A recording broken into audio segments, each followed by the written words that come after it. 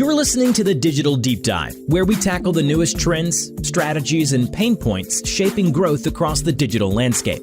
From Amazon and D2C to international expansion, join our host and e-commerce leaders across multiple industries for in-depth discussions on how to maximize your brands in the digital arena. Now, here's your host, Aaron Conant.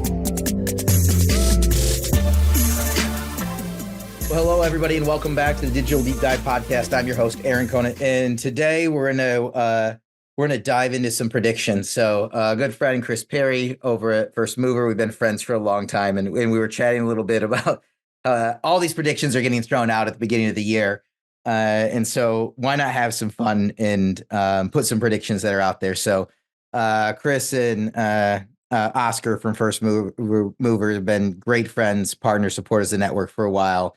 And they've got some pretty fun predictions they've thrown out there. So I was like, Chris, you want to jump on the podcast and kind of walk through them? He, of course, said yes. So, Chris, I'll kick it over to you. If you want to do, a brief intro on yourself and First Mover, that would be awesome. And then we'll jump into the predictions, the fun part.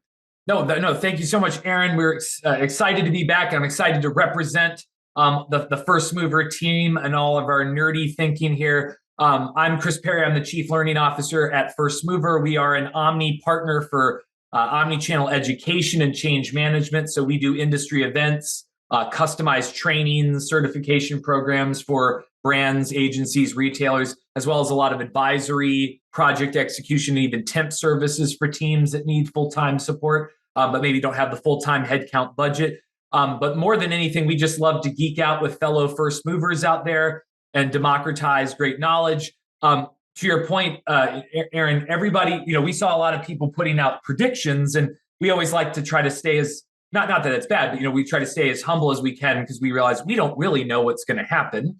But what we do know is trending first mover advantages that we see a lot of the leading organizations or even some of the challengers leveraging. And we kind of pooled those together into what we called Omnigeddon, our 2024 commerce expectations for what we like to call Boomsday preppers, not Doomsday, because it's not a negative, it's a positive if you take advantage of it. But really looking at some of the trends and behaviors of first movers in this 2024 and beyond. And really more than anything, we always see there are all these leading companies who probably have, we picked 12 out of many that we were kind of paring back, but not everybody does all of these things. You're never going to be perfect, but if you could playbook stack all the best practices from all the leading companies, you could almost be perfect, but you'd have to know what they were and then address them. So this was our attempt to kind of call Voldemort by his name, right? So we're not as scared about him anymore. We can take him on with Harry Potter and put them all together into one document. And this is a free document. Again, we wanted just to put these out there and let them sink in and hopefully push that agenda a little bit further in the industry. So we're going to try to get through as many of these as possible, but if we don't get through them, so where do people go grab them at? Because it's pretty cool. I'm looking at it right here. I'm excited to go through it. The first one I'm staring at right now, but where do people go grab this after they're done listening to the podcast? They're like, Chris, Oscar, they're awesome. Where do they go grab it at? You can go to firstmovr.com. That's first mover with no E because there's no E in e-commerce. Firstmovr.com/Omnigeddon, Omni, O-M-N-I, Geddon, like Armageddon, G-E-D-D-O-N. And then you'll get right to the PDF and you can download it and read it at, as your nighttime reading if you'd like, or share it with fellow leaders to try to drive change. Either way. Yeah, I love it. So let's kick off with this number one. It says, we start dreaming in Omni. What is this? So this was when we were kind of trying to put a title to this. We kind of said, we know there's a lot of effort across the industry. We're helping with a lot of the education effort to try to drive digital commerce IQ and fluency. But really, we've kind of pivoted away from just the words digital commerce, not to create a new word, but just to really focus on that idea of omni, because whether it's Amazon, which is more e-commerce, or a Walmart or a Tesco, or you name it, that's more omni, it is omni because that's going to be the way shoppers shop, is across channels based on their missions. So we really need that omni fluency. And having been a French major a long time ago, I need to re-practice my French. But there was a time where I went to 2 different immersion programs. And by the 3rd week of the program, I was actually dreaming in French. I remember very distinctly having a dream completely in French the first time and then the second time. And I remember somebody saying the moment that happens, you've really reached like that first level of real fluency. And so that was really just a way to capture this idea that the shopper dreams omni, because I don't think they think about it most of the time. They just shop the way they need to shop based on the needs and availabilities they have from a model perspective. We have to do the same, and we can't take this obviously more multi-channel approach. We need to make sure that we're, even if it is multi-channel or siloed today, we need to try to merge those together. And I always want to pay kind of homage to the Walmarts and Targets of the world who've well ahead of almost anyone else globally created enterprise merchant teams, which they might say isn't the perfect structure on day one, but ultimately forces them to measure themselves on holistic growth and to drive the levers that drive overall growth, not just in-store versus online. And so for the same reason, and I know a lot of teams would say, I think I'm doing that already, but it's part of this is, are you asking at the end of every meeting, how could we make what we're talking about now more omni? Are you measuring that, right? Are you bringing the in-store and the online merchants together when they're not enterprise merchants on every meeting? Are you bringing the retail media teams in so that you're actually getting ahead of the next curve, which will be where maybe retailers have like a platform merchant and it's not buying and media, it's one altogether. So it's that idea of like forcing the agenda, forcing the topic, and even just, I always jokingly say, Aaron, like ask the awkward question in a room. Hey, we just discussed a new product launch. Could we make this more omni, everyone? And then be really quiet and awkward for a few seconds. And somebody will ask, well, I know what omni means, but what does that mean to you? And so that I can answer your question. And you'll say, I really am glad you asked it. Let's look at a checklist of things that would qualify and quantify what better omni execution looks like. And undoubtedly, in the short term, we'll probably say there's a lot more we could do omni, right? Like, and it might just be like a behavior as opposed to like an investment, right? But like, it's just, obviously we want to get to data, and that's part of our Omnigeddon expectations too. But just that question is an accountability booster, if not also just that addition to an agenda or that coordinating. Yeah, I think I agree. I like it from the standpoint. I think it's great too. Like what is, I was reading it like, what do you mean dreaming in omni? But I get it now. That it's just so natural. And I think if we look back at 2023, major trend push was into retail media. And I think that push is what's resulting in what you're talking about here, is everybody's been asking for money. And once they start asking for money, then we get into these conversations around what's the ROI on the spend that we're doing everywhere. And to get that ROI, we're looking cross-channel around how are people actually shopping, and then trying to get that multi-channel ROI and get a data. And the only way to do that is to have all these teams actually talking together, right? Because it used to just be Amazon, and then Walmart jumps in, Target, everybody's in Piggly Wiggly, retail media network. Like, what does this even mean? But it's almost like force that conversation that, we didn't have to have last year, but we have to have going forward, because you can't just say, well, this is just a Walmart shopper. Well, how did they get there? Right. And they're touching so many different data points. No. Awesome.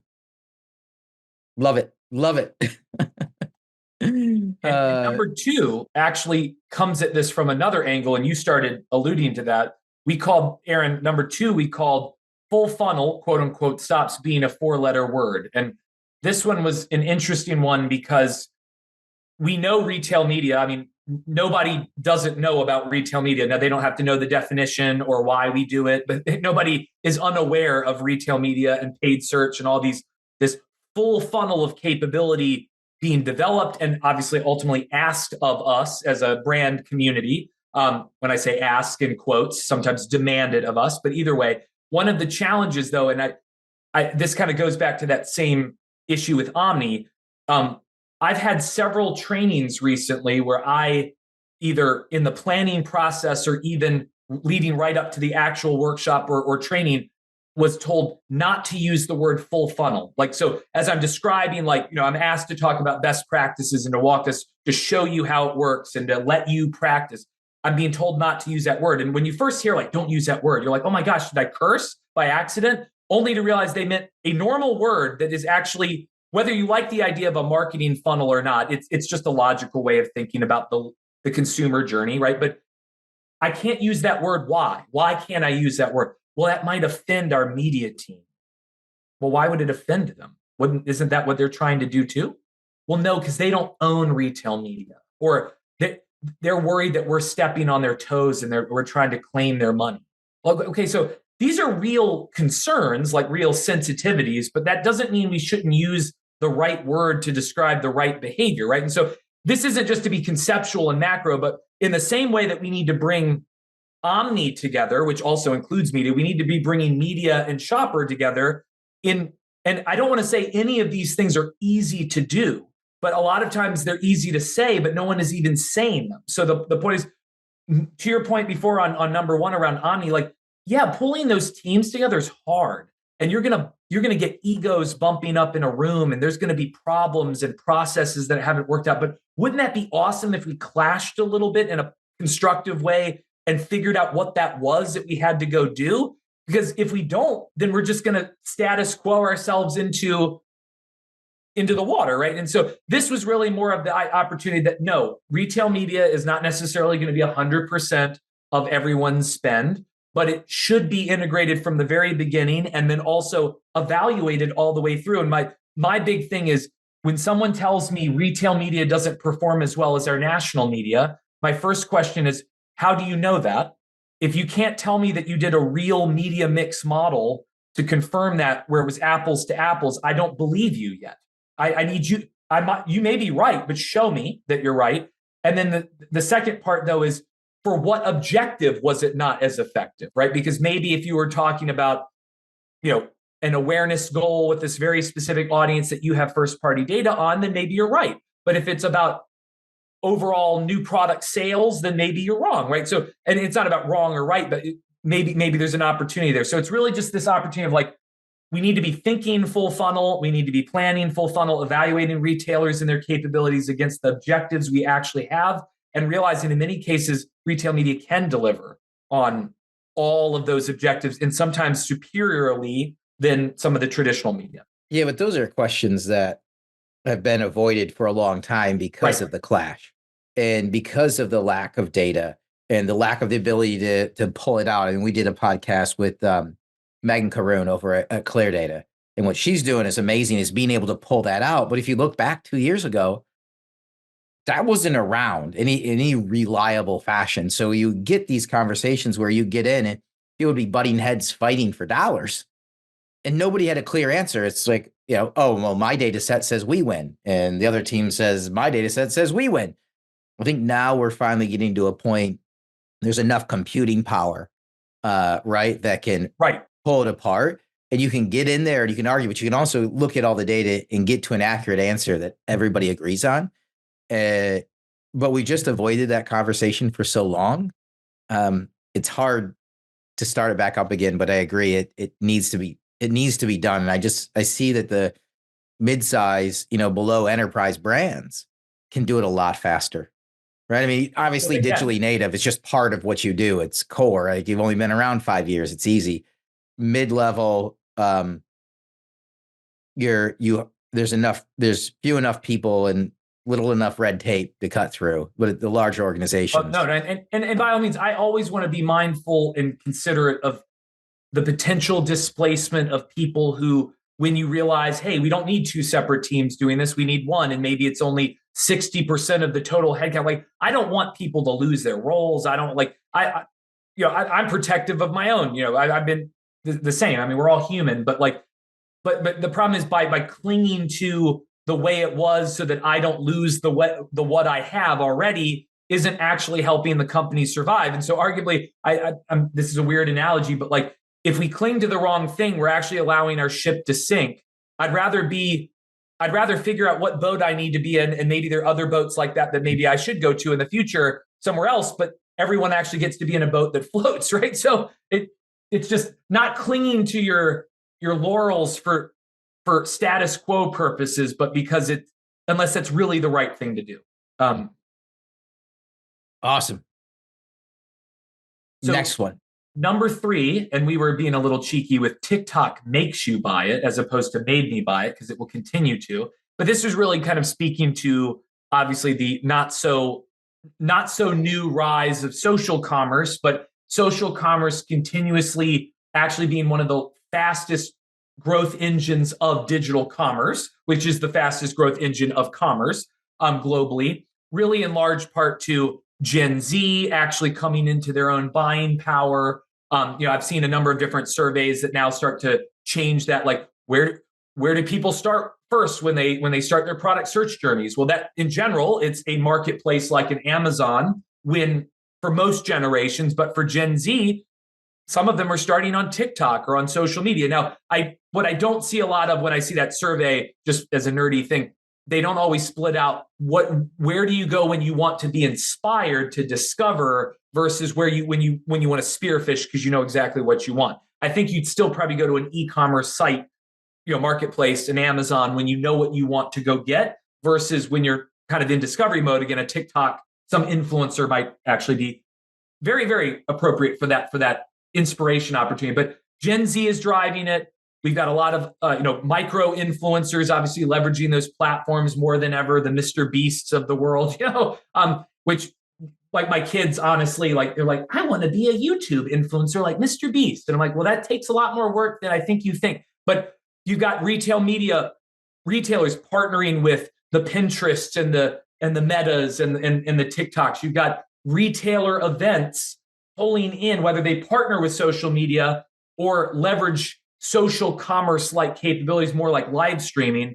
That's starting to bring that social commerce element, whether it's a social media platform adding commerce or commerce adding social. We're seeing social become a very, very powerful growth driver and I would say a barrier of entry remover for a lot of challenger brands to rise up the ranks, gain some traction, and then usurp the throne on the digital shelf. And so first movers, as we would just say, need to embrace social commerce, test and learn, use that as a channel for innovation, renovation more aggressively than I've seen them all do it to date.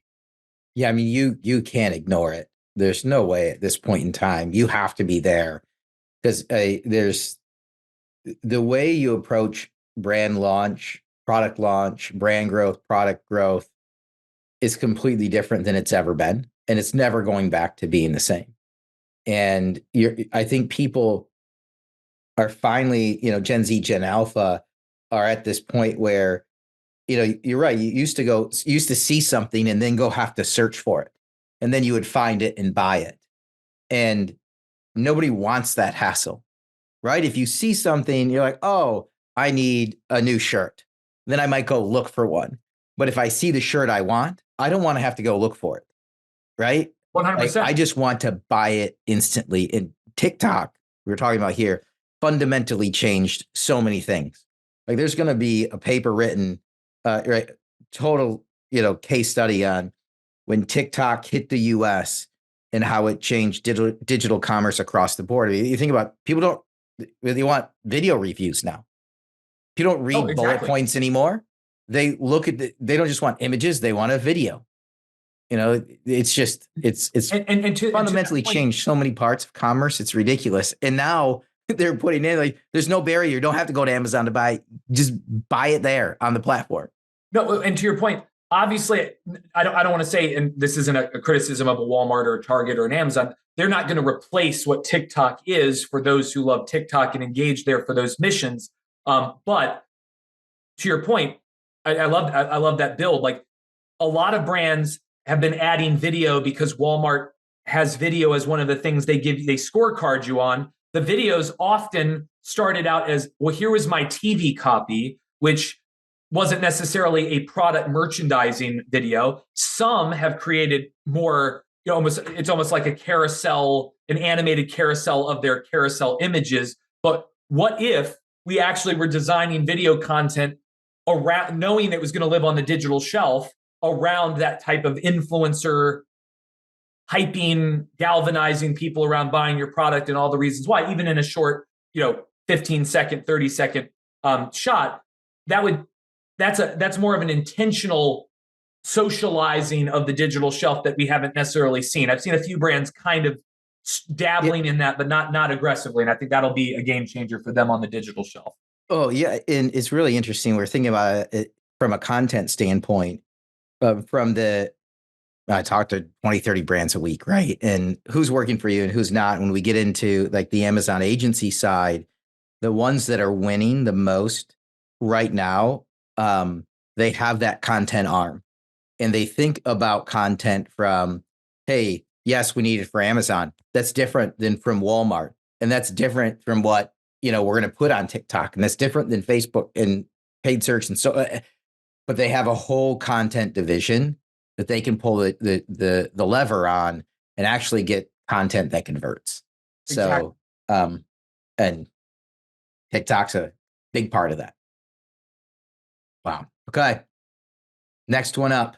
Number 4. Now, this one was a little different, but we felt it needed to be in here. We called this one, number 4 was agencies of record break records. Now, what we meant by that wasn't just like that they've grown and hit, amazing sales and, revenue goals, but more that they've when we talk a lot about, I think most executive leaders now fully have received this message, but in the past, there wasn't an understanding that Amazon really isn't just a retailer, right? They're an ecosystem. They have many more.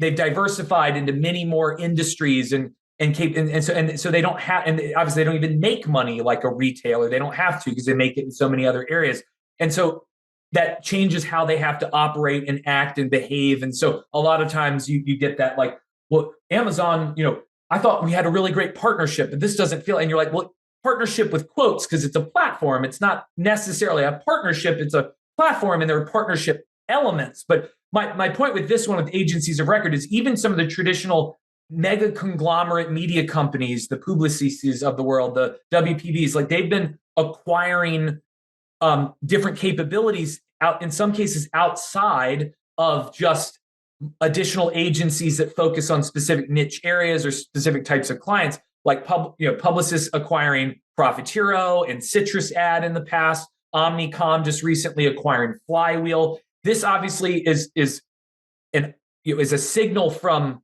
the market that there's an active need to acquire tech and capabilities to make you a competitive advantage partner, which isn't new. But what we thought was this is interesting because this poses a few challenges, right? One, companies that have been entrenched with one agency of record for a long time may now say, well, I need the capability that this one doesn't have because I need that tech, or I work with Profitero or I want to work with Profitero, and will there be more synergy with an AOR that aligns all of those things? So there is some level of like a challenge to the agencies of, do you have the tech stack and the portfolio needed to offer the most to your clients? But there's also a need for first movers on the brand side, is being a change agent for trying to help ensure we get the right partnerships, because when agencies of record are being established or reevaluated, sometimes those digital commerce capabilities, which historically weren't a part of the equation, weren't looked at this way. We need to make sure that that's being elevated as part of that agenda, or otherwise we might miss out on having that latest retail media automation capability or that digital shelf analytic capability if these become a little bit more lockbox between the different conglomerates. So that was just kind of an interesting take on that. I would think they would want to lock up as much data as possible from all the different brands and limit outside exposure 100%. The interesting thing though is, just following the Amazon agencies, over the past 7 years, when they get acquired, especially when you get acquired into a large, like publicly traded company, it's hard to stay focused and true to your roots. It's super hard. And you go from this, mom and pop, like customer service focus to, I have profit margins to hit. I have earnings calls to hit. Like it fundamentally changes. And I hear this a lot from brands when they're writing that. It's like, hey, I used to call up my agency and say, hey, this, ASIN is messed up. Will you go in and touch it? And they used to say, yeah, we'll get right to it and they'll take care of it. And now they're like, hey, here's a $600 work order, sign it and we'll go do it. And they're like, wait, no, like No, and Right. oh, So by this the is way, what it'll you take do. 3 weeks to get to, like So, but yeah, following what you're talking, yeah, these acquisitions, as the big AORs grab this, do brands still want them to run it then? Or brands are like, actually, this new agency is better. That's going to be fun. And that's a really awesome build too, because that may obviously with the heavyweight competition weighing in by acquiring or pulling them into their network actually may spur, as with anything, I forgot who told me this, but I always like this concept. It's like Amazon is looking at like $1 billion plus initiatives, and in many cases turning down something that small. So there is a lot of innovation that can happen in the nooks and crannies of what Amazon won't go after because they're so big. And so for that reason, right, being able, while it's great that these conglomerate organizations are buying up tech and capabilities, it may slow some of those capabilities down, and that may open up some niches for for new competitors to pop in. And again, as first movers, it's not that you don't value the efficiency of a big partner, but it does allow you maybe to consider that slightly faster partner who can try, or somebody who can customize something all around you. So these are all things that just from a partnership standpoint become an expectation of first movers this year. Awesome. All right, moving on to number 5 here. Now, number 5 is one of my personal favorites, and we called this the dawn of Catman 2.0, category management 2.0. And what the story here, the context here is when I started out my career, I was in brick and mortar. E-commerce was starting to happen, but very small for all of our categories, as for any of us who started in the industry. But I was mostly on brick and mortar with my brands. And I very distinctly remember, because we were basically in every channel we could be in, that everything was pretty slow growth. It was low single-digit growth year over year. And so we had this category management team that would help us think through our strategy about how to drive incrementality using all the 4 Ps of marketing, to drive more basket, bigger baskets, more trips, new shoppers, new households. And that was like the IRI, Circana Nielsen playbook, right, of how you drive growth. But then enter stage right e-commerce, which needed lots of not new in principle, but new in practice levers, right? Like the how you drive growth, the 4 Ps or the 6 Ps or the 20 Ps.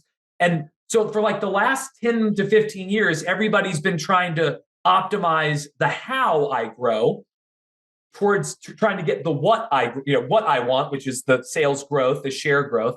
But we forgot about Catman a little bit, and maybe a lot of it. In fact, category management still sitting there doing this awesome work for brick and mortar, but we didn't have anybody dedicated to e-com until more recently. Profitero's benchmarking study called out, that was one of the top roles being added to the team in 2023, which is great to hear, but that wasn't true in prior years. Only the very, very early innovators were adding that kind of role or engaging those teams. So as e-com starts to mature and people are optimized on their content and they're optimized with their reviews and they've got maximum availability and they've got e-com assortment and they've got, competitive promotion, then they're like, okay, so I'm not getting any incremental growth. Why is that? Well, a lot of times it's because we're not really aiming or designing around specific types of growth. So we call that smarter growth, not because we're not smart, obviously all of us, but because SMART is, the specific, measurable, achievable, relevant, time-bound, application to goals. And we actually have our whole free, event series actually starting, this month in February, on how to design content or promotion in media or portfolio or data around more incrementality. And the whole idea is to apply the Catman hat back to the levers so that we know why we're growing, right? So we want to design the hows around the whys like we used to in brick and mortar. And we do a lot of trainings on this. It's amazing how many cool things teams, when they get hands-on, can unlock within a couple hours. But we do a lot of stuff like that. But either way, it's educating the teams on Catman. It's educating Catman on e-com. It's enabling them to be together, if not also hire some dedicated folks, but not keeping them in silos, bringing everybody together as part of e-commercializing that team. And then actually the other interesting part is that there's actually a lot of data available and metrics that would signal that you were growing in a specific direction. But I hear a lot of brands who don't know about those, or often I just hear, well, we don't get perfect. It's kind of like, I don't get the full data, so I don't want to do this yet, until I know. And I'm like, well, everyone else who also doesn't have the data is going to do this 3 years faster than you. And when you finally get the data, it won't matter because you won't have a business. So I don't say that to be snarky. I would say this to myself in the past too. But like, don't wait for perfect data. Design for the it's like dress for the job you want, and the outcome will eventually be the job that you want. Design now, but there are metrics that can help you get there. Yeah, I mean, I think part of it is, when you think about growth on Amazon, I just think back, to my brand days where, the sell into Amazon was easy. You upload, a new item setup form. Exactly. And then I would put it in Salesforce as a new awarded, and then everybody like, congratulations. I'm like, I sold one case, right? Yeah. Like they're ordering one case. This isn't like a Walmart order, and I sold it in. And so there was this disconnect, and they're like, because at that point, for most brands, the hardest part was getting the sell in, right? How are you replacing somebody on shelf, right? And once you've got that in place, then everything else falls after it. But inherently, Amazon wasn't that way. The easiest part was the sell in. Right. Then everything hard came after, but you just broke everybody's brain. And just when they're about ready to come around to it, the pandemic hits and everybody's shopping on Amazon. So it didn't matter what you were doing, category manager or not, it didn't matter. Everybody's growing, right? It's a great big party. And there's this like almost false sense of anybody can grow an online business. And then what we saw in 2023, as people went back in store, right, and they enjoyed that shopping experience, that all of a sudden it became really, really hard to grow an online brand, whether it's direct to consumer site, which we saw a lot of those go away because it just wasn't worth the money, or, contraction on the major platforms, or just no growth. And I think that's fueling this right now. Everybody's taking a step back and they're looking at the business as a whole. And now we're making strategic decisions around the roles we need, who we need in it, and the strategy. And that's where we've seen, like in Q4 of last year, there's a trimming out of a lot of people in the digital space. And I don't think those roles are inherently, like the number of roles are going away. I think the redefining of who we need, like we don't need the silver object, shiny object chaser that's just going chasing every single thing that's out there. We're going to try it. We're going to plug it in the back end. We're going to hope it works.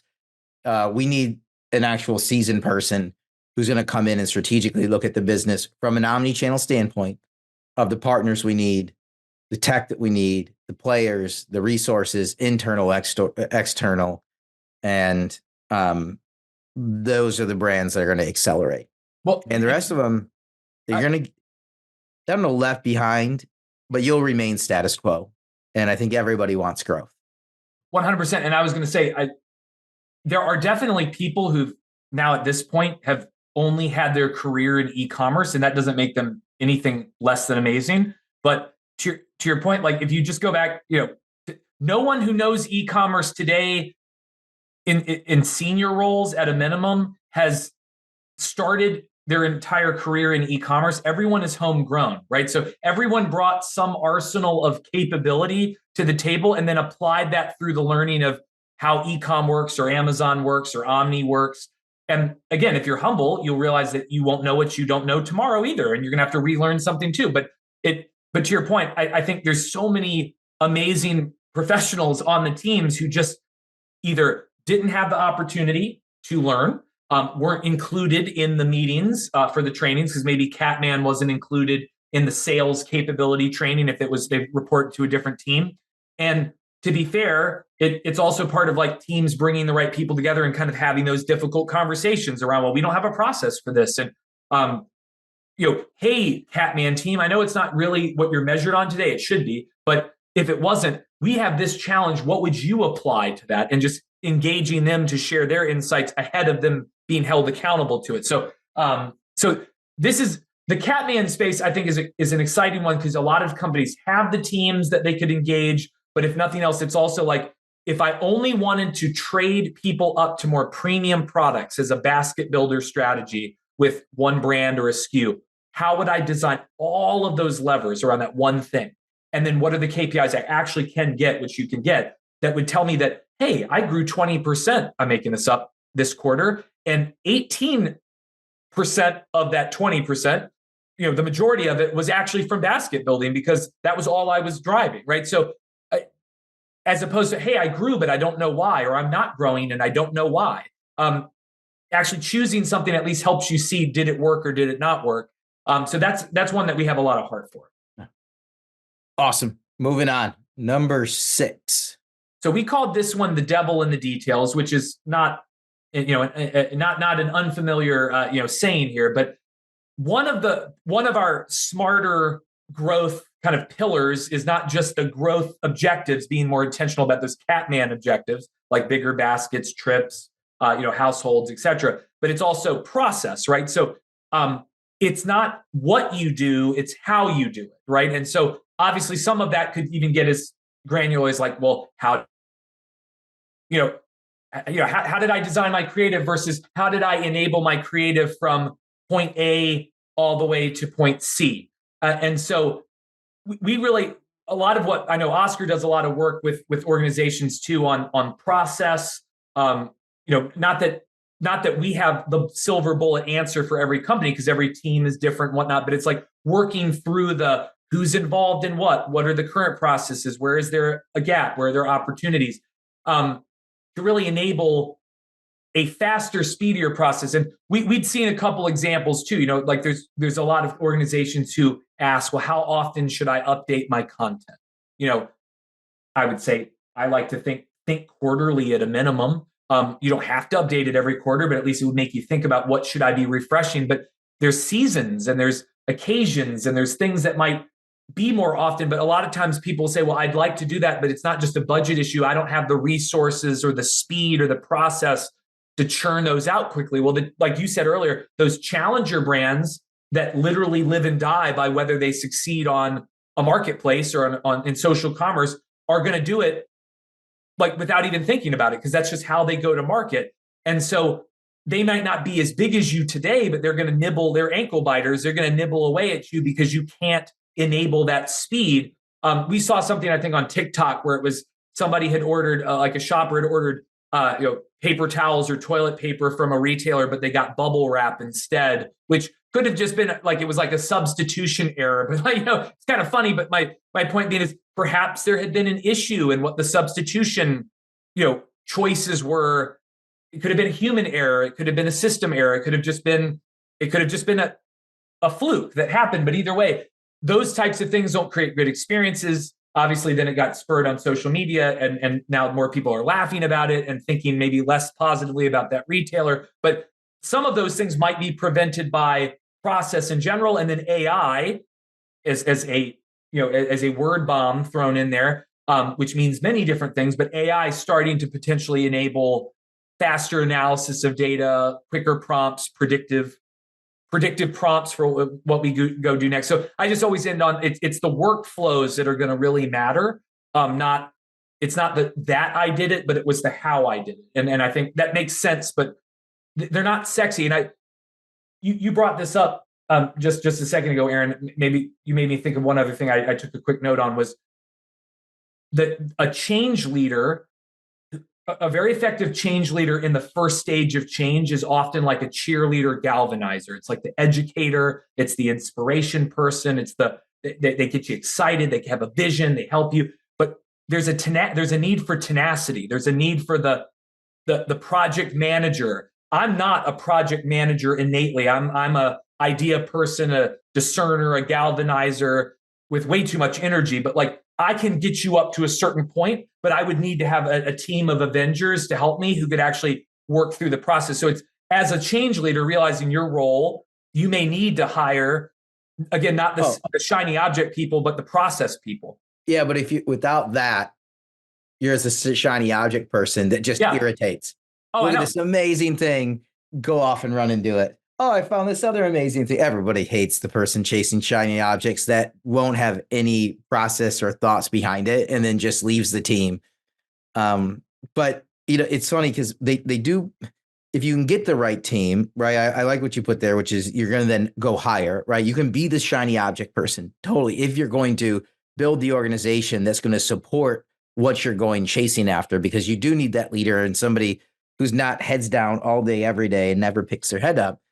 But I think what's really cool right now is when you're talking about the detail and you're talking about the content, the podcast right before this one was with Spencer Millerberg over at Detail Page. And that content piece it was not possible a year ago, 2 years ago.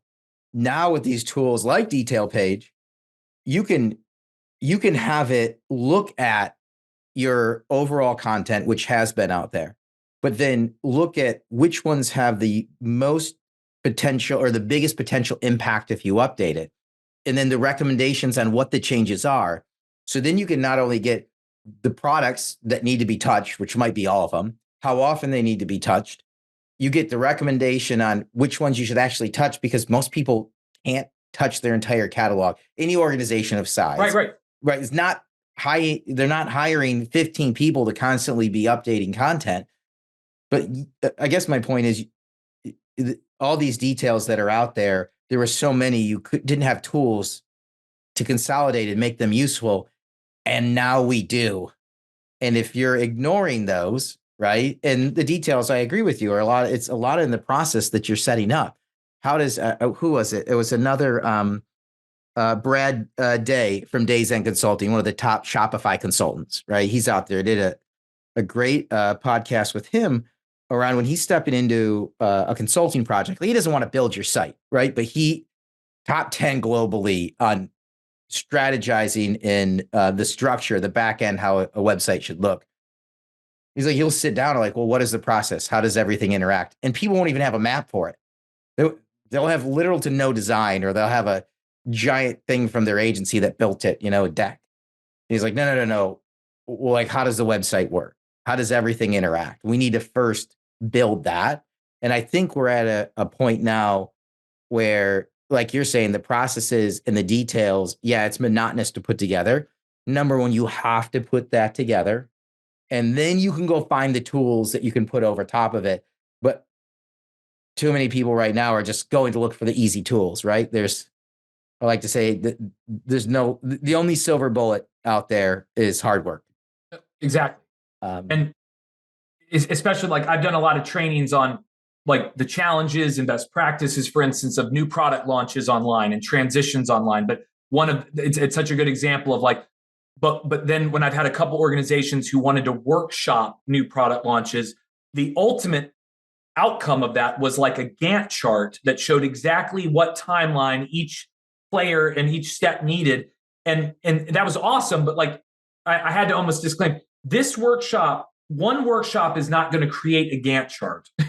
What we need to do is get all the people together, lay out what everyone currently does, what everybody's current problems are. Like, so and that may feel weird where you're like, I don't know what I'm coming out of this workshop with. We'll make it very tangible, as we always do with any kind of training. But the point being was, this is a little bit more of like a training consultancy, because you really want like the plan, not just the knowledge, and then a timeline, which is much harder to do if we're not actually getting like the project manager in the room helping put the pieces together. But the first few sessions that walked through some of those pieces really did expose, because we did it in like a learning forum. It exposed all the challenges of that organization, helped us actually lay them out into buckets, make it a little bit clearer. And then that allowed them to put those back into a timeline that then solved one of the tracks of launching the product from an item setup perspective, knowing that there was a whole nother track of demand generation that needed to be looked at. So but don't get me wrong. When I think of that, I'm like, wah, wah. Like, that doesn't sound as exciting, but that's how all those best practices will actually be possible. So that's what I have to get excited about. Is there the disclaimer at the end? Because this game is going to change 6 months from now. Oh, it's going to change. It's near on a monthly basis now that something has changed, and definitely within 6 months to a year, it's going to be drastically different. And then we have to go back to that playbook and constantly be updating the playbook, right? The playbook that worked for 50 years, it is no longer possible. No longer possible. It's every 6 months. And I liked, maybe as a weird like ending point too, is like, the playbook to get in. So I would say you had a playbook for how to win in store. We all know how to win in store to a degree, right? Everybody has different functional expertise, but we have that playbook. But as merchants are actually choosing inventory and assortment and inventory based on what is winning on their websites, what is winning on Amazon, what is winning with Gen Z on social commerce, they're actually choosing product to bring into the store in addition to their own private brands that they're diversifying and evolving. And so to actually use the 50-year-old playbook that worked in store, you have to have earned the right to use that playbook by using the one that's changing, to your point, every month. So you have to win online to actually get the chance to win in store long term. And so that doesn't throw out all your brick and mortar knowledge, but your brick and mortar knowledge won't earn you. One will earn you the win one way, the other one doesn't earn you the win the other way. So it's reorienting yourself around that lens first, like a digital first approach, even if you still maintain the base of your business in brick and mortar. Awesome. So we are getting close to time. I do want to kick it over to you because I've been picking your brain, but also I like to give people the opportunity. I talk to people all day, every day. Like what's top of mind for you? Do you have any questions, to throw back at me? So I would say one thing, being in the trenches all the time around education and training and certification.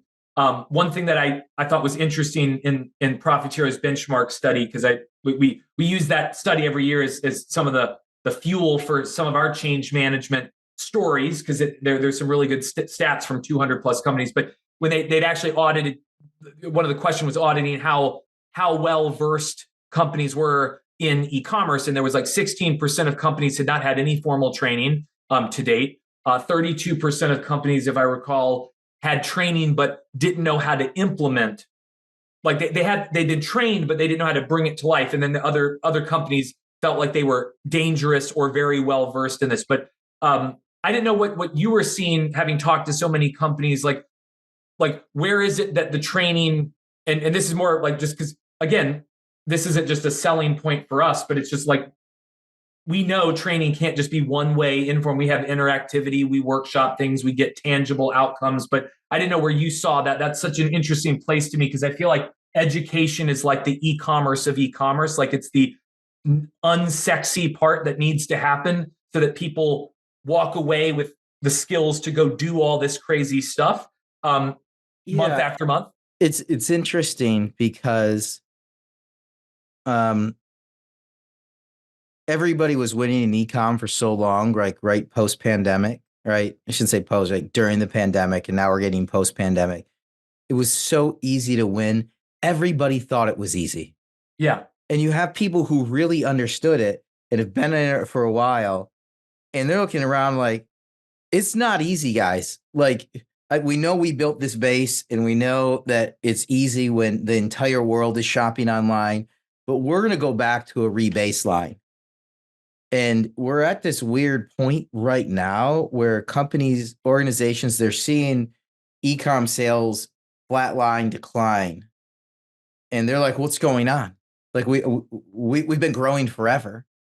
And you've got a lot of people who are like, yeah, these are the 12 things that we have to do, and let's go tackle it. And you have a lot of people that just got thrown into e-com roles who are like, we have no idea.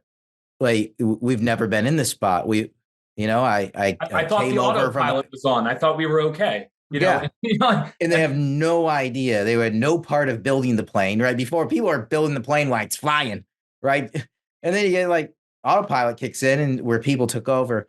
And so we're at this turning point, like right now, where people are realizing that, hey, this is something that's hard to do, and it's getting more and more complex.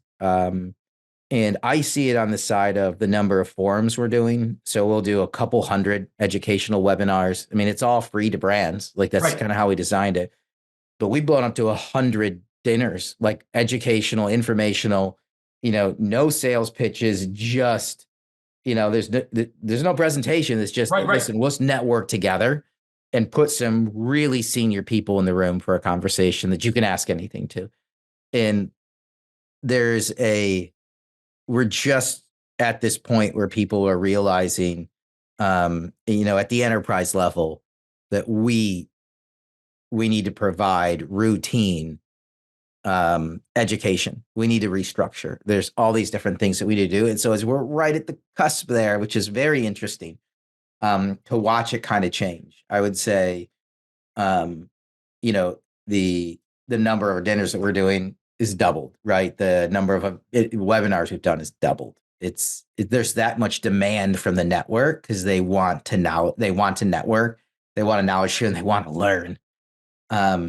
But it's different than it was a year ago, drastically different. And I think it's going to be, that's what keeps me up at night, I guess, is how many events can we do to help brands out? Like, I'm a brand person. I love brands. I love people. I love helping brands. Like, I'm addicted to helping people out. I don't know why in this digital space. It's so much fun. But how do I stay on top of the rate of change that is so fast that most people don't even see it, right? It's like, it's like when the tires are moving, right? On the movie, you're watching a movie and the tires look like they're doing something funny, but you're only seeing the tires carrying the car at 60 miles an hour, right? Right. It's like, and to that point, for me, again, I would say this with my experience pre getting into like change management and omni education, but it's like, even if it's not with us, it's like, don't stop educating the team and enabling them to go to conferences and get outside the box, because I know they've got a day job and everybody feels overwhelmed by training requirements and things like that. But that's literally the only way you can like be forced out of the sand, right? Everybody has their head in the sand for a little bit of time just because they got to get things done. But if you're not being pulled back out regularly, I just see a lot of companies say, oh, we already did training, in 2021. You're like, and you're done? Like what that, I mean, good for you in 2021, right? Well, what about it's 2024? Like, what are we doing now? Like, AI's coming in and like that's impacting things, and social commerce, and like, and to your point, I'm always trying to stay up on the next thing, but I'm scared when I'm like, I don't always feel like I know everything, and I'm trying to constantly learn to stay up for everybody else. But then I hear people that aren't even pulling their head out of the sand. So it's that's not a criticism of people. It's just that's natural human. Well, there's so much work to be done. Yeah. Right. And teams just got trimmed down. Right. And that's where I have a lot of brands not going to as many trade shows this year. It's interesting because, a lot of these trade shows where they get acquired, all of a sudden it's more about making money than educating. Like my favorite trade show of all time was back in the day, where we met, IRCE, where Scott Wingo did the Amazon and Me day. That was impactful. It was. Sit back, Melissa Burdick, Andrea Lay, just like giving hardcore, like accurate truth on how to grow a business. Like, awesome. Oh, no. Awesome. Right. Mark Vandegrift from Channel Advisor, right, which is where Scott was at the time. Like all this, like just great stuff. And now a lot of it is, hey, we need to sell sponsorships. And so, that would be neat. I guess that would be the next thing that I would want to do. And not yet, but how do we get a new 2-day event together that it goes back to the focused on? We did this when I was at Edge, which is now Flywheel, part of Omnicom, but we did the hackathons, right? It was literally, it wasn't a sales pitch. It was, we have this problem. We got the experts that know this problem to help you solve that problem with all your people there are unbelievable.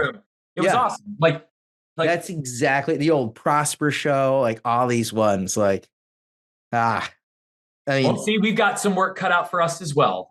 Yes. Well, Chris, this has been so much fun. Thanks again for jumping back on here. Always a pleasure to catch up, network, knowledge share, and thanks so much for all you do for the community. With that, we're going to wrap up this episode of the Digital Deep Dive. Thanks everybody for listening in.